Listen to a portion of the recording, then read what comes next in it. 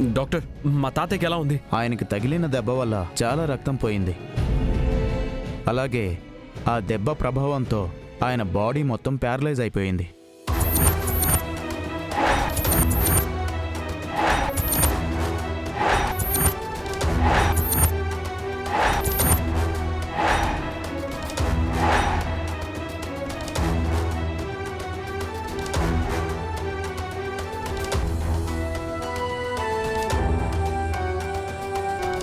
దాదాపుగా పక్షవాతం వచ్చినట్టుగా అయింది.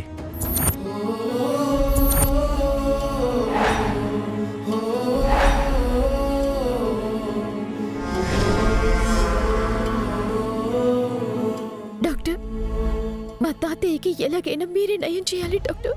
చూడండమ్మా, ఆయన కండిషన్ క్రిటికల్గానే ఉంది. ఒక 24 గంటలు గడిస్తే గానీ ఏమీ చెప్పలేం.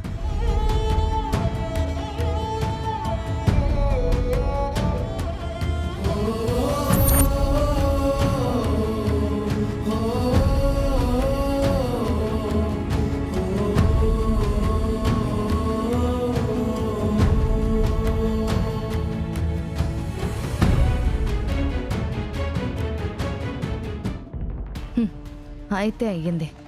మా నాన్నకి పక్షవాతం వచ్చిందంటే ఆయన చేతిలో కాళ్లతో పాటు మాట కూడా పడిపోతుంది. ఒక రకంగా ప్రస్తుతానికి ఇదే మంచిది.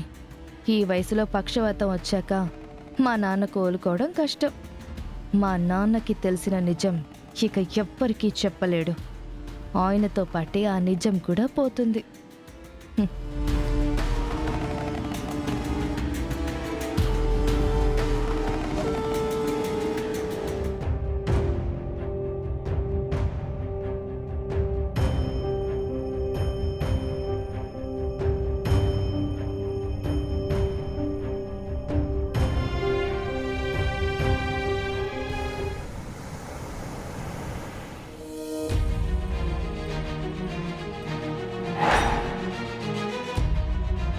పదరా.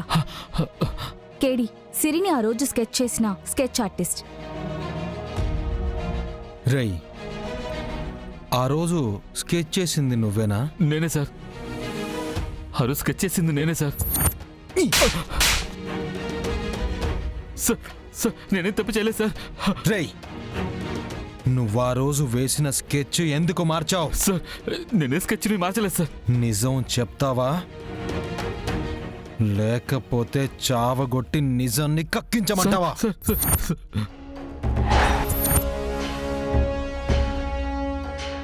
సార్ సార్ వద్దు సార్, వద్దు, నిజం చెప్తాను సార్. చెప్పరా, నిజం చెప్పు. ఆ స్కెచ్ చేసిన తర్వాత ఒకడొచ్చి నన్ను కత్తితో చంపుతానని బెదిరించి వేసిన స్కెచ్ని మార్చేశాడు సార్.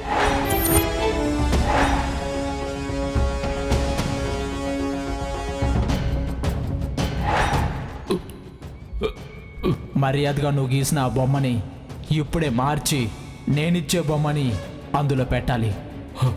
మార్చకపోతే నీ పీక కోసి నిన్నిక్కడే చంపి సమాధి చేస్తాను.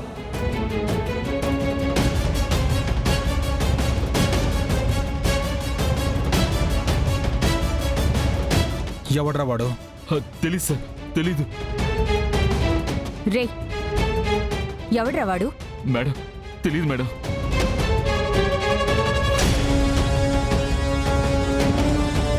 నీ వల్ల ఎన్ని రోజుల నుంచి సిరిని పట్టుకోలేకపోయానురా నిన్ను. సార్,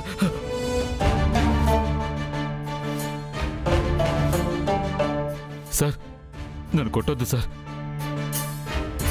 బాబు చెప్పిన ఫీచర్స్ నాకు ఇంకా గుర్తున్నాయి సార్. ఒక్క ఛాన్స్ ఇవ్వండి సార్. ఈసారి పర్ఫెక్ట్గా ఆమె బొమ్మను గీస్తాను సార్. గీస్తావా? పర్ఫెక్ట్గా ఆ అమ్మాయి బొమ్మని గీస్తావా? గీస్తాను సార్, గీస్తాను. సంధ్య, వెంటనే వీడి చేత సిరి స్కెచ్ని గీద్దాం. అలాగే.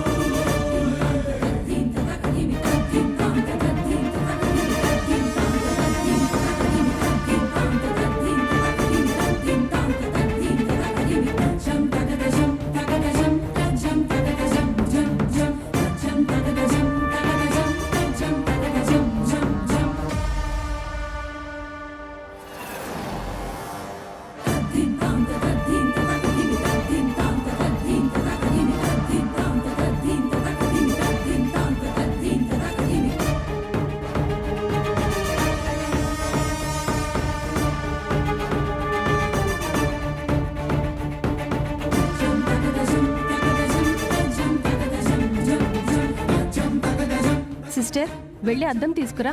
అలాగే డాక్టర్.